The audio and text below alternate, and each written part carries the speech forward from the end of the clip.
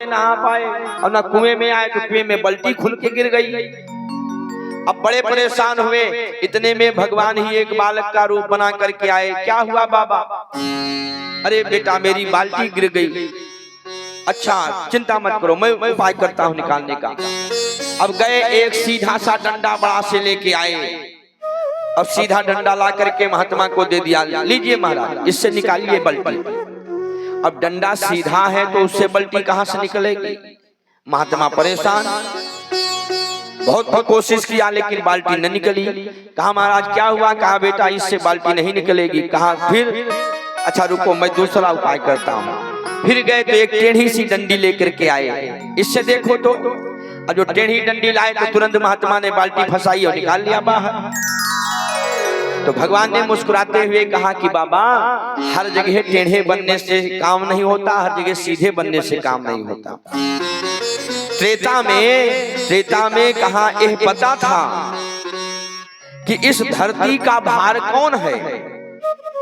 उस समय शत्रुओं की जानकारी थी, मारी, सुबाहु, ताड़का, खरदूषण, तीसरा, रावण, कुंभकर्ण, मेघनाथ। उस समय तो पता था ना कि ये धरती के भार है।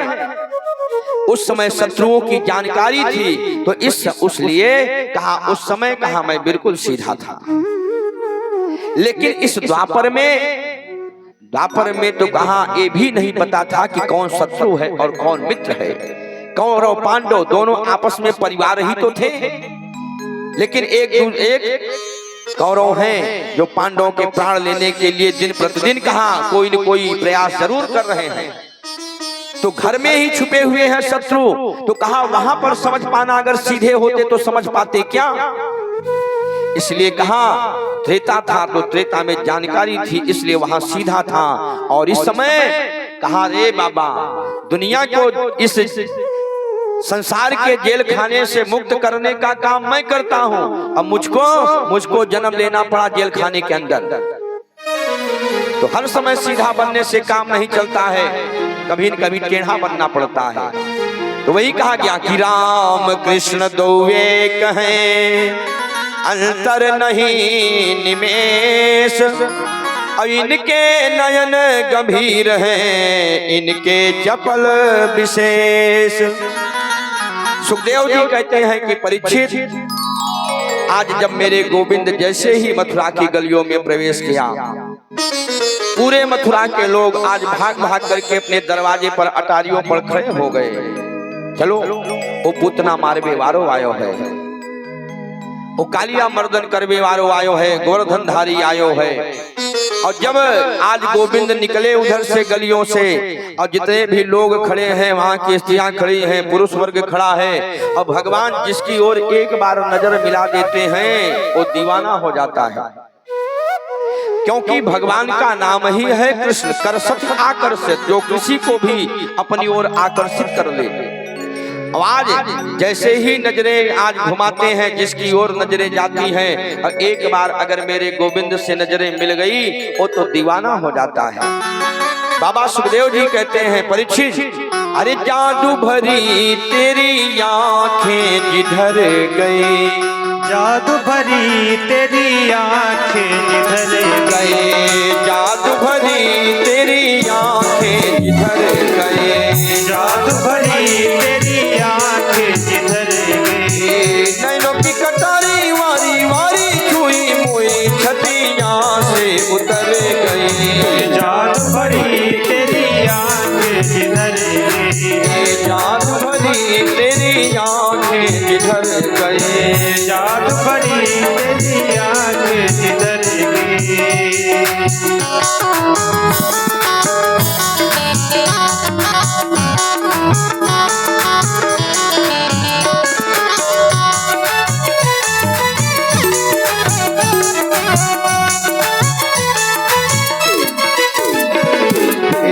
प्रेम की लड़ी हरी दिग दोनों, प्रेम की लड़ी हरी दिख दोनों, प्रेम की लड़ी हरी दिग दोनों, प्रेम की लड़ी हरी दिख दोनों। बरस परी मोती सी बिखर गई, बरस परी मोती सी बिखर गई, बरस पड़ी मोती सी बिखर गई, बरस पड़ी मोती सी बिखर गई। जादू भरी तेरी आंखें झर गई, जादू भरी तेरी आंखें जिधर गई, जादू भरी तेरी आंखें झर गई, जादू भरी तेरी आंखें जिधर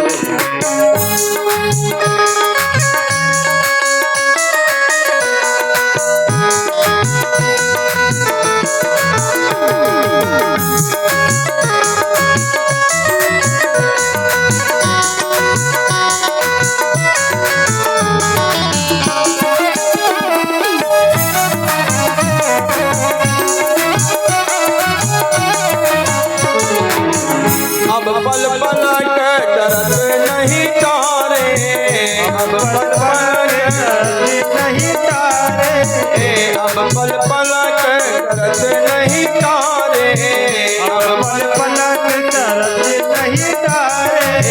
छिन छोड़त जनो जान निकली गई, छिन छोड़त जनो जान निकल गई, छिन छोड़त जनो जान निकली गई, छिन छोड़त जनो जान निकल गई।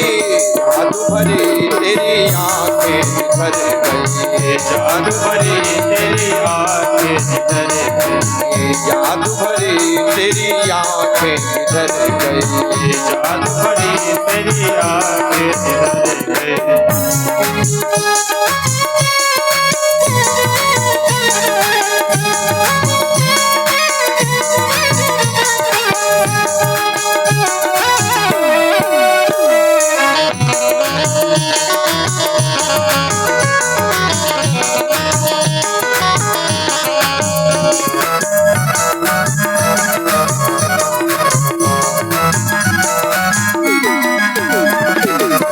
नैनों की कटारी वारी वारी पलकन मारी, नैनों की कटारी वारी वारी पलकन मारी, नैनों की कटारी वारी वारी पलकन मारी, कटारी वारी वारी पलकन मारी। जादू की पिटारी त्रिग छोई मोई कर गई, जादू की पिटारी त्रिग छोई मोई कर गई, जादू की पिटारी त्रिग छोई मोई कर गई, जादू की पिटारी त्रिग छोई मोई कर गई। जादू भरी तेरी आंखें बिखर गई, जादू भरी तेरी आंखें जिधर गई, जादू भरी तेरी आंखें बिखर गई, जादू भरी तेरी आंखें जिधर गई।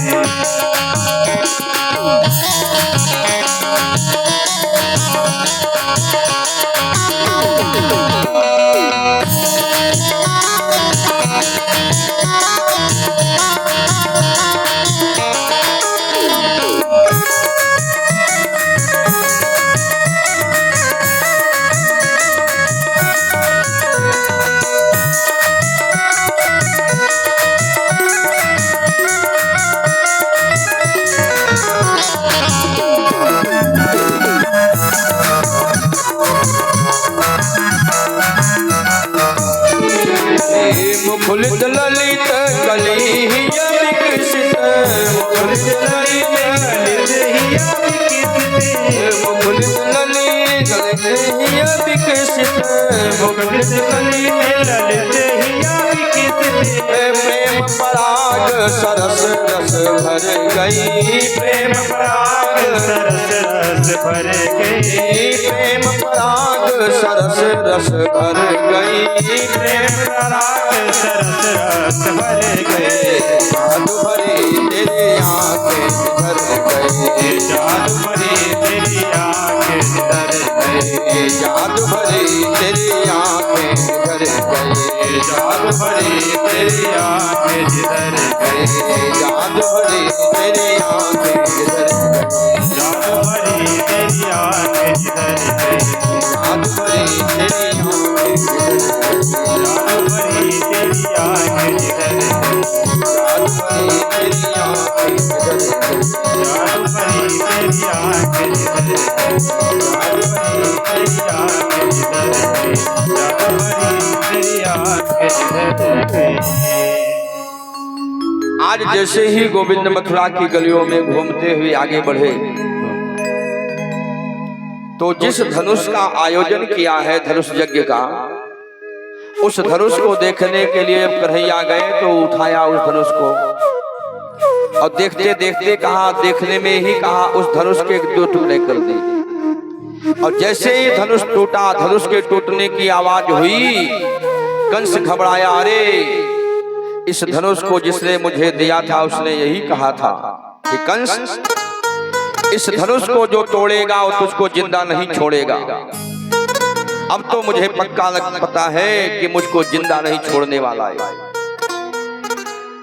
सैनिकों को बुलाया, कहा एक काम करो, हमारे यहाँ जो हाथी है कुबलिया पीढ़, इस कुबलिया पीढ़ हाथी को रात भर मदिरा पिलाओ, इसको इतनी मदिरा पिला करके मदमस्त कर दो कि जैसे ही सुबह में दोनों हमारे दरबार की ओर आगे बढ़े, उसी समय कुबलिया पीढ़ हाथी को छोड़ देना दोनों के ऊपर। और ये हाथी कहा मदिरा के नशे में मदमस्त रहेगा और इन दोनों को अपने पैरों से कुचल करके ही समाप्त कर देगा, हमें कुछ करना नहीं होगा। श्री सुखदेव जी कहते हैं कि परीक्षित सारी रात उस कुबलिया पीढ़ हाथी को मदिरा पिलाई गई और मदिरा पिला करके कुबलिया पीढ़ हाथी को मदमस्त कर दिया बिल्कुल। और जब मल्ल युद्ध में कहा मल्लशाला में आने के लिए जब दोनों भाइयों को बुलाया गया और जैसे ही दोनों भाई उस मल्लशाला की ओर आगे बढ़े, वैसे ही कहा सैनिकों ने उस कुबलिया पीढ़ हाथी को छोड़ दिया। और जैसे कुबलिया पीढ़ दोनों भाइयों की ओर बढ़ा, वैसे ही भगवान ने फुर्ती से पकड़ा उसके पीछे के पैर। पतितस्य पदाक्रम्य मृगेन्द्र इव लीलया, कहा जैसे शेर अपने शिकार को करने में देर नहीं करता है, ऐसे फुर्ती में कहा भगवान ने उसके दोनों पैर पकड़े और पीछे के पैर पकड़ करके घुमा करके जो पटक दिया, तो धरती पर जब कुबलिया पीढ़ हाथी गिरा तो चिघाड़ मारता हुआ कहा प्राण का त्याग कर दिया। और जैसे ही कुबलिया पीढ़ हाथी के प्राण निकले, वैसे ही उसके दोनों दांतों को दोनों भाइयों ने उखाड़ा और उखाड़ करके कंधे पर रख करके कहा मामा की मल्लशाला में प्रवेश किया। अब जैसे ही कंस के दरबार में जब दोनों भाई प्रवेश किए और देखा कि दांत कंधों पर दोनों, कंस घबरा गया कि कुबलिया पीढ़ हाथी इतना बलवान था कि हतम कुबलिया पीढ़ो दृष्ट्वा तावपि दुर्जयो, इतना दुर्जर बलवान हाथी जिसको कोई परास्त नहीं कर सकता था, और उसको इन दोनों ने मार करके आज उसके दांत को कंधे पर रख करके मेरी सभा में आज ऐसे जा रहे हैं, कहा जैसे सर्पों के बीच में गरुड़ जाता है। इनके चेहरे पर जरा भय नहीं है।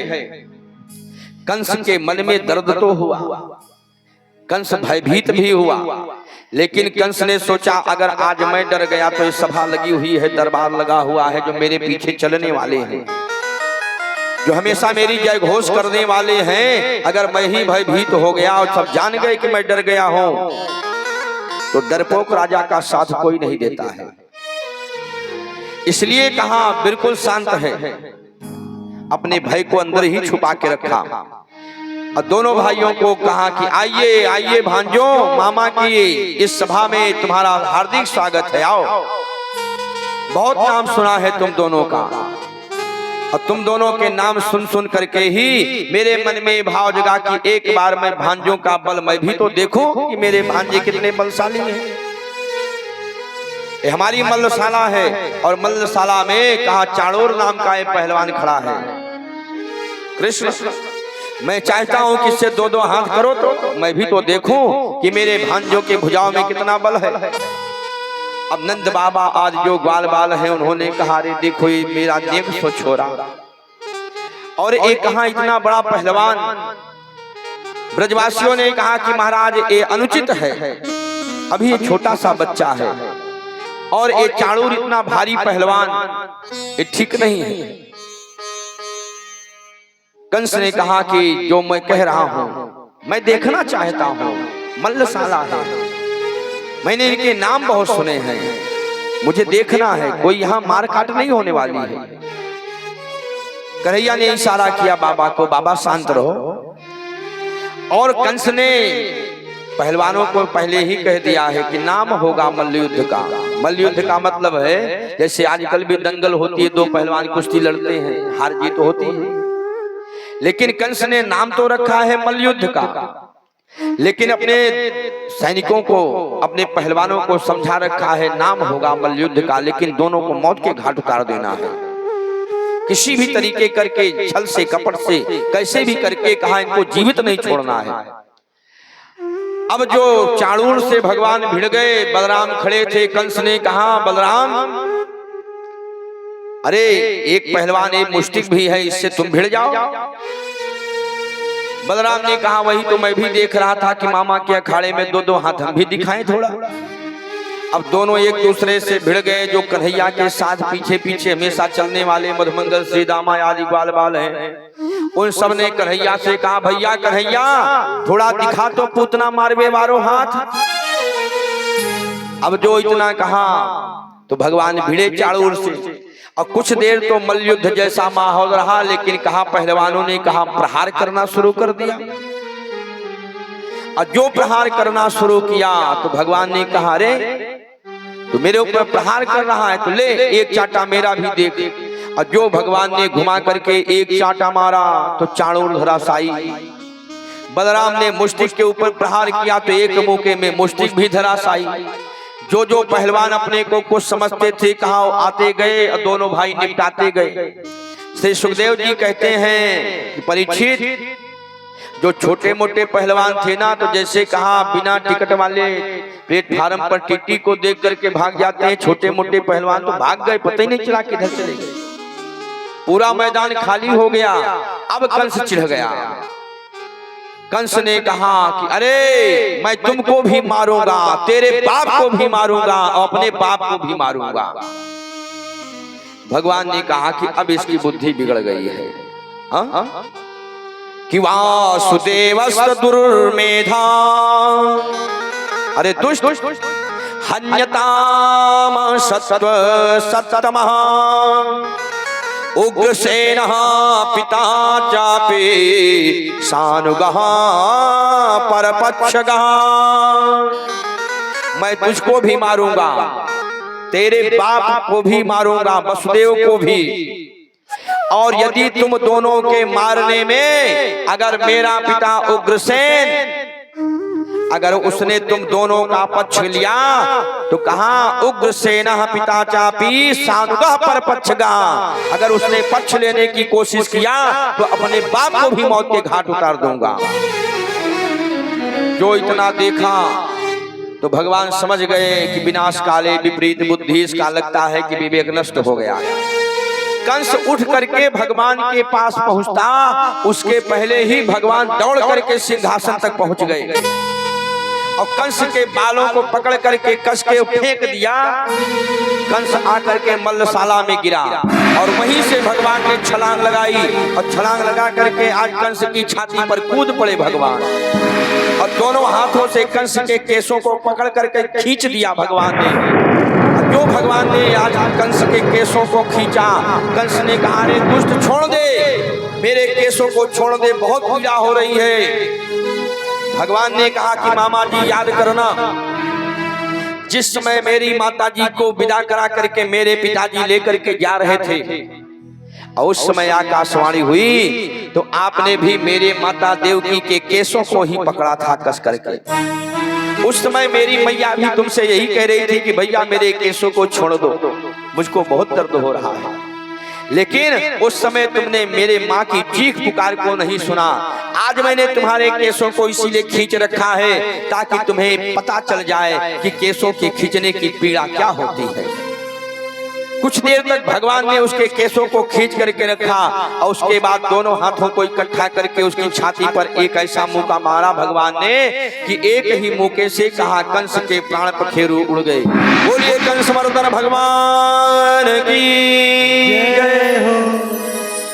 अब भगवान ने कंस को मार करके आए कारागार से वसुदेव और देवकी को मुक्त किया अपने नाना उग्रसेन को लेकर के आए, उनको राज सिंहासन पर बैठा करके उनको मथुरा का राजा घोषित किया।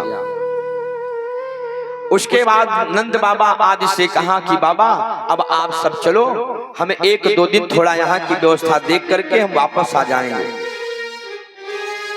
तो नंद बाबा आज ग्वाल बालों को भगवान ने विदा कर दिया। उसके बाद वसुदेव ने देखा कि मेरे बेटों का मुंडन संस्कार भी नहीं हुआ अभी।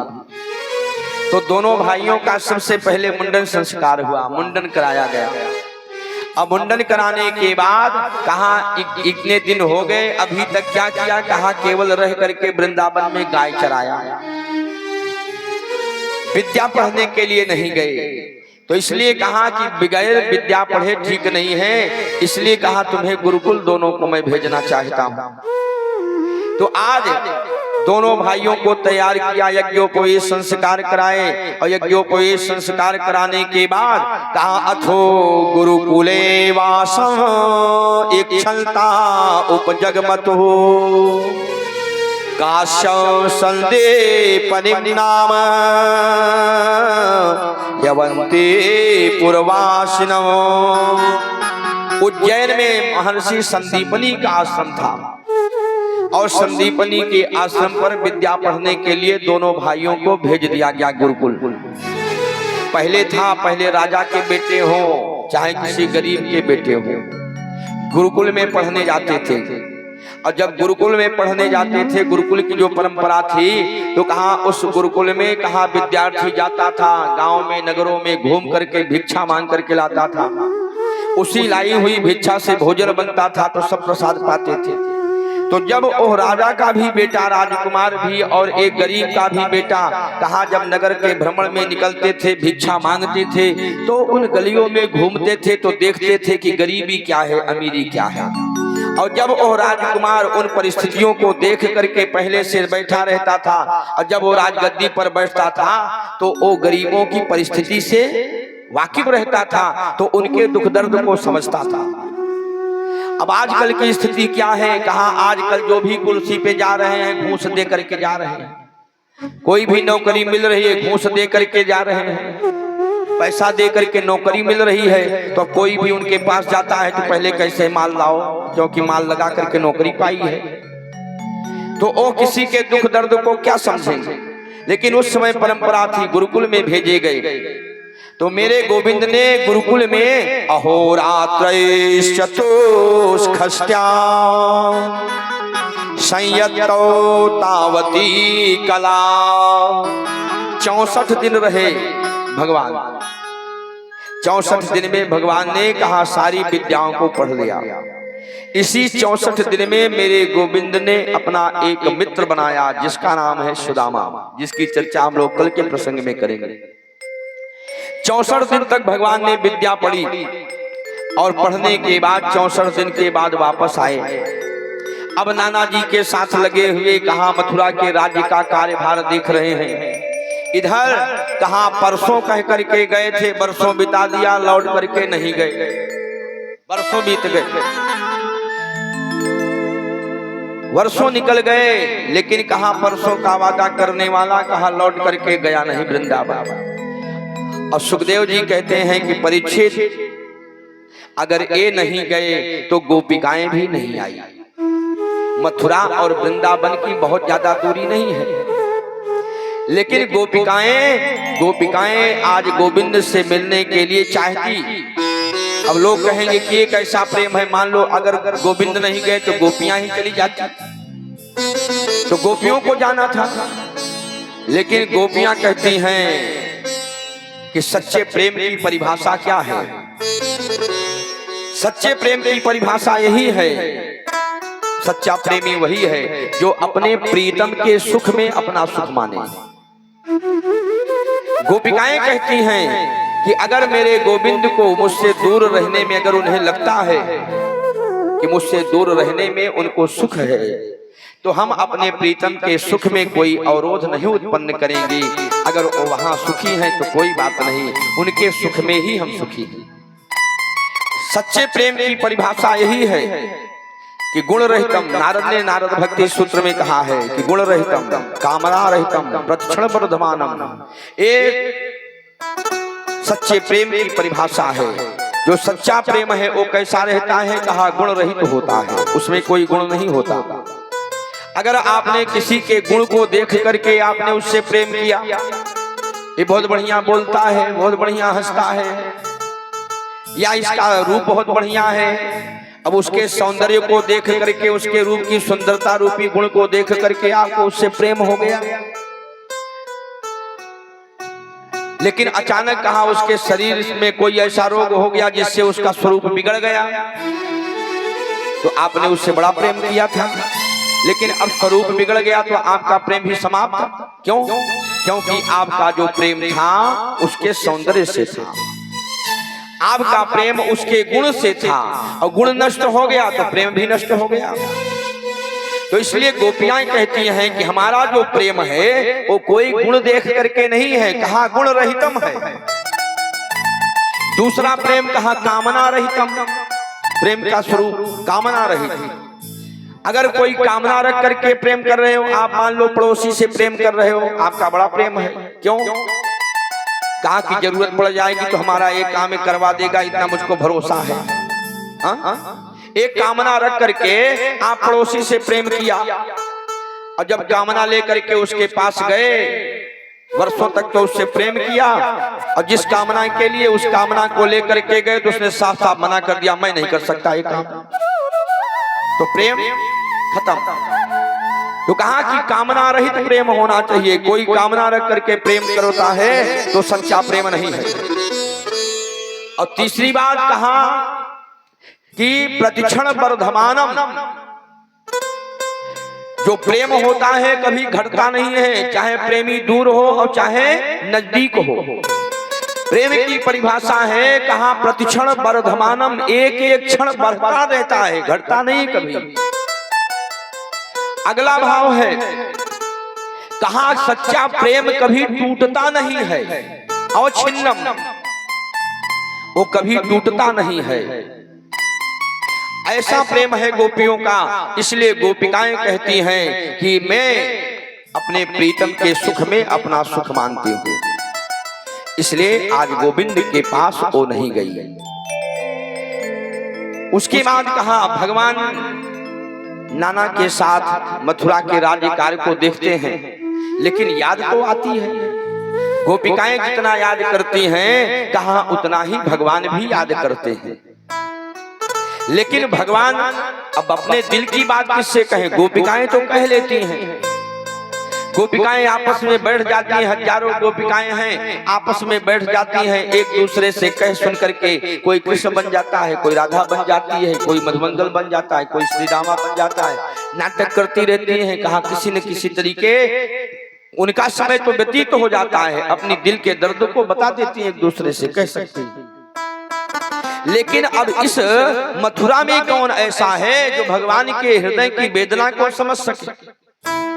अब यहाँ पर जो पार्षद हैं अक्रूर जी हैं, यहाँ के पार्षद हैं उद्धव जी हैं, लेकिन उद्धव प्रेमी नहीं है, उद्धव ज्ञानी है। उद्धव देवताओं के गुरु बृहस्पति के शिष्य हैं उद्धव। अब उद्धव बड़े ज्ञानी हैं। अब एक दिन की बात है, एकांत में बैठ करके भगवान रो रहे थे गोपियों को याद करके। जो गोपिकाओं को याद करके भगवान रो रहे थे, इतने में उद्धव जी आ गए। उद्धव जी ने देखा कि गोविंद की आंखों में आंसू। क्या बात है प्रभु, आपकी आंखों में आंसू? कौन है, किसका चिंतन आप कर रहे हैं जिसके चिंतन में आपकी आंखों से आंसू बह रहे हैं? तो भगवान ने सोचा कि अगर अभी उद्धव से अपने दिल की बात कहूंगा तो उद्धव प्रेमी नहीं है, ज्ञानी है, और यदि मैंने इससे प्रेम की बात किया तो ये मेरी भाषा समझेगा नहीं, क्योंकि प्रेमी की भाषा प्रेमी ही समझ सकता है। कांटा चुभने का दर्द क्या होता है, कहा वही जान सकता है जिसके पांव में कांटा चुभा होगा। तो इसलिए अगर मैं इससे कहूंगा तो मुझको भी तुरंत उपदेश देने लगेगा, क्योंकि ज्ञानी है। अगर ये उद्धव भी अगर प्रेमी हो जाता तो मैं इसको अपने पास बैठा करके अपने दिल की बात मैं कह सकता था, लेकिन क्या करूं उद्धव के साथ, इसको प्रेमी कैसे बनाऊं। भगवान ने कहा कि उद्धव, मेरे मन में एक बात है, मैं तुमसे कहना चाहता हूं। उद्धव ने कहा कि बोलिए प्रभु। कहा कि गोपिकाओं से मैंने कहा था कि मैं परसों आ जाऊंगा, और भैया उद्धव बरसों बीत गए, मैं लौट के वापस नहीं गया। और मुझे पता चला है कि वो गोपिकाएं उस मथुरा और वृंदावन का जो रास्ता है, उसी रास्ते पर सवेरा होता है तो बैठ जाती हैं। अब पूरे दिन इंतजार करते हैं, अगर आज कन्हैया नहीं आया तो कल तो आएगा। वो इंतजार करती रहती हैं और सूर्योदय से लेकर के सूर्यास्त तक उस मार्ग में बैठी रहती हैं, और जब शाम हो जाती है तो रोते हुए अपने अपने घरों को लौट जाती हैं। मैं ये चाहता हूं कि तुम तो बृहस्पति के शिष्य हो उद्धव, बड़े ज्ञानी हो तुम, और मैं यही सोच रहा था कि अगर तुम थोड़ा चले जाते वृंदावन में और थोड़ा उनको कुछ ज्ञान दे देते, तो जो मेरे लिए रो रही हैं उनका रोना समाप्त हो जाता। मैं चाहता हूं कि तुम्हारे जैसे ज्ञानी के द्वारा उन गोपिकाओं को भी थोड़ा ज्ञान मिल जाता। हाँ? जैसे कहा तो उद्धव को लगा कि ठीक है, कि कहा घनश्याम ने उद्धव कि वृंदावन जरा जाना। उद्धव, कुछ समय के लिए तुम वृंदावन चले जाओ।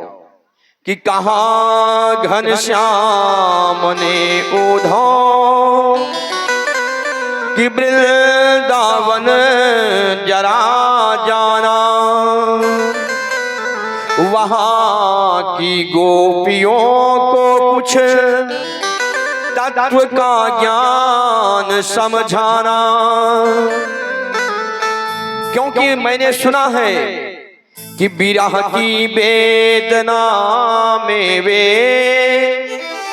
सदा बेचैन रहती हैं, तड़प कर आहें भर भर कर रो रो कर ये कहती हैं कि है प्रेम जगत में सार और कोई सार नहीं, है सांवलिया मेरो यार और कोई यार नहीं।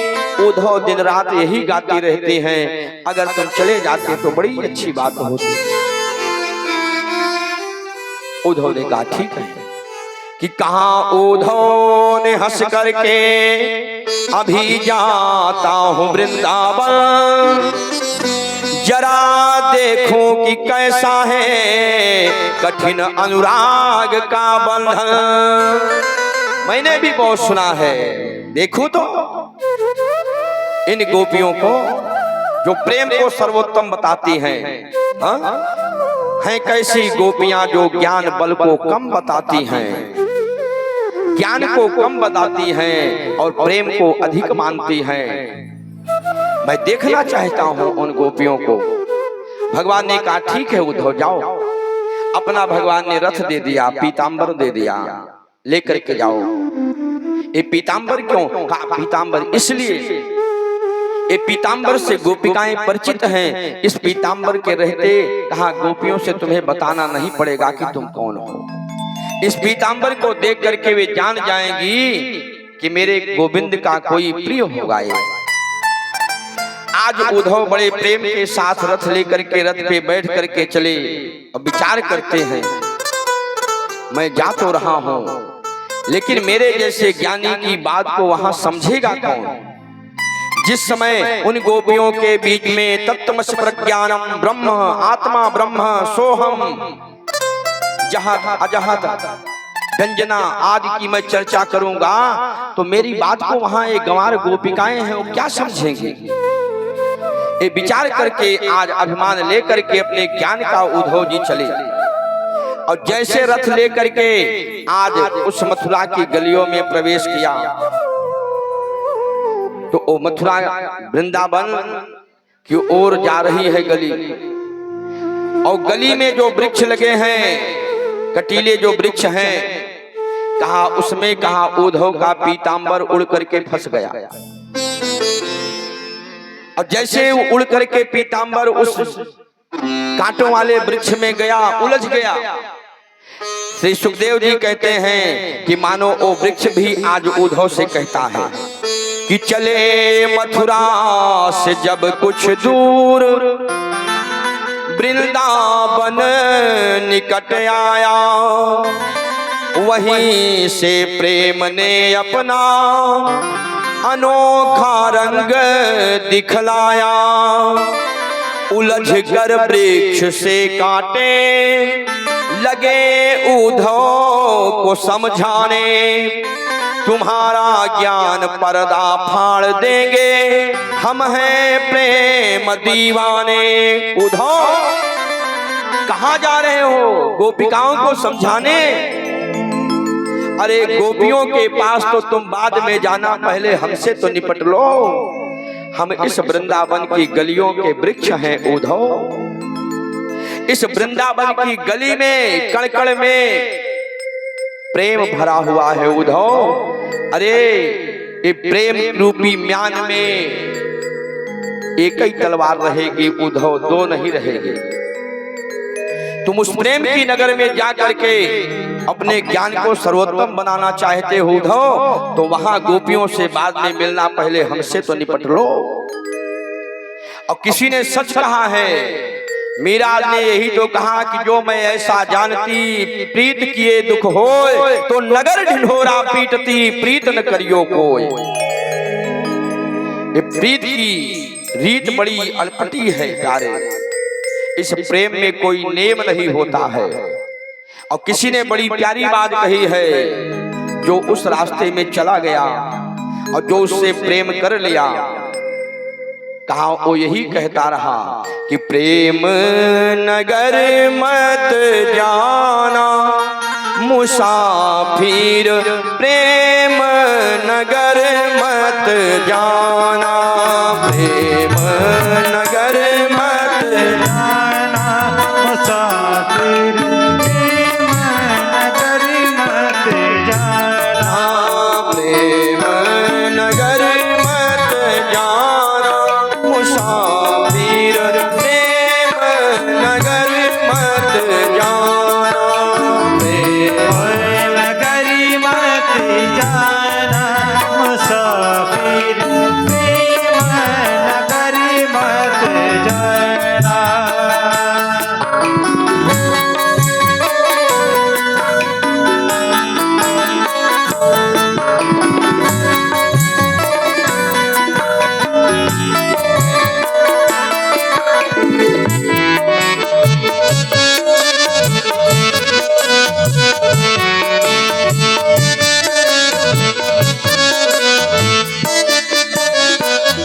प्रेम नगर का पथ कठिन है, प्रेम नगर का पथ कठिन है, प्रेम नगर का पथ कठिन है, प्रेम नगर का पथ कठिन है, ऊंचे शिखर पर ठिकाना मुसाफिर, प्रेम नगर मत जाना, प्रेम नगर मत जाना मुसाफिर, प्रेम नगर मत जाना, प्रेम नगर मत जाना मुसाफिर, प्रेम नगर मत जाना,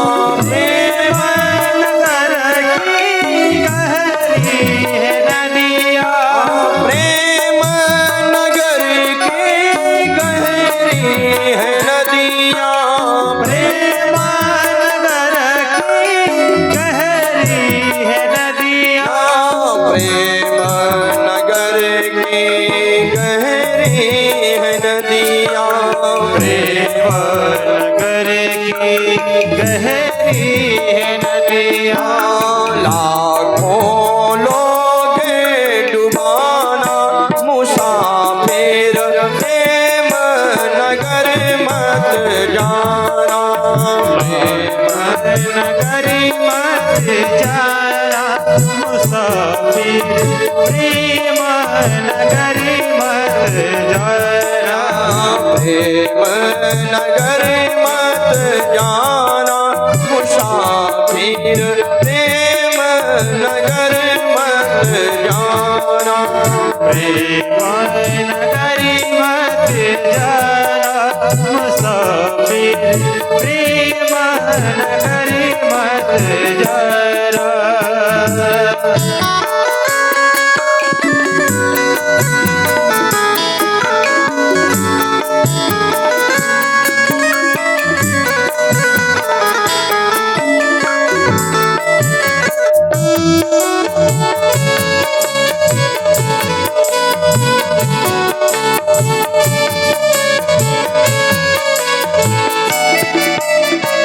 प्रेम नगर की सकरी है गलियां प्रेम नगर की सकरी है गलियां प्रेम नगर की सकरी है गलियां प्रेम नगर की सकरी है गलियां प्रेम नगर की सकरी है गलियां प्रेम नगर की सकरी है गलियां दामे द्वीन समाना मुसाफिर प्रेम नगर मत जाना प्रेम नगरी मत जाना मुसाफिर प्रेम नगरी मत जाना प्रेम नगर मत जाना मुसाफिर प्रेम नगर मत जाना प्रेम नगरी मत जाना मुसाफिर प्रेम नगरी मत जाना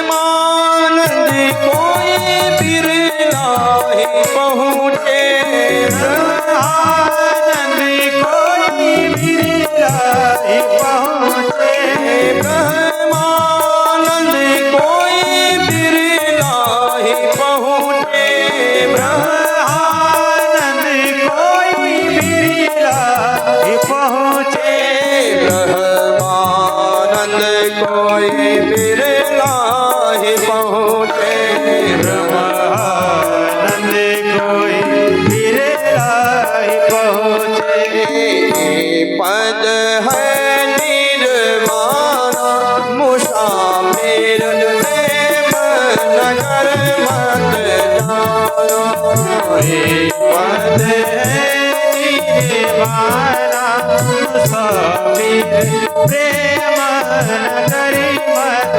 जाना प्रेम नगर मत जाना मुसाफिर प्रेम नगर मत जाना प्रेम नगरी मत जाना मुसाफिर प्रेम नगरी मत जाना प्रेम नगर मत जाना मुसाफिर प्रेम नगर मत जाना प्रेम नगरी मत जाना मुसाफिर प्रेम नगरी मत जाना प्रेम नगर मत जाना प्रेम नगर मत वृक्षों ने कहा, अरे उद्धव, ये प्रेम की नगरी है वृंदावन, कहाँ जा रहे हो? इस प्रेम की नगरी में तुम्हारे ज्ञान का कोई खरीदार नहीं मिलेगा तुम्हें। आज उद्धव बचते बचाते उस प्रेम की नगरी में आज पहुंचे और पहुंचते पहुंचते उद्धव जी को शाम हो गई।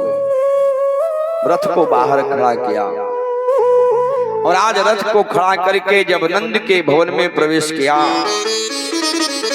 तो नंद बाबा ने देखा कि आज पीतांबर है तन पर, इसका मतलब है कि मेरे गोविंद का भेजा हुआ है। दौड़ करके नंद बाबा बाहर आए, अरे मेरा कन्हैया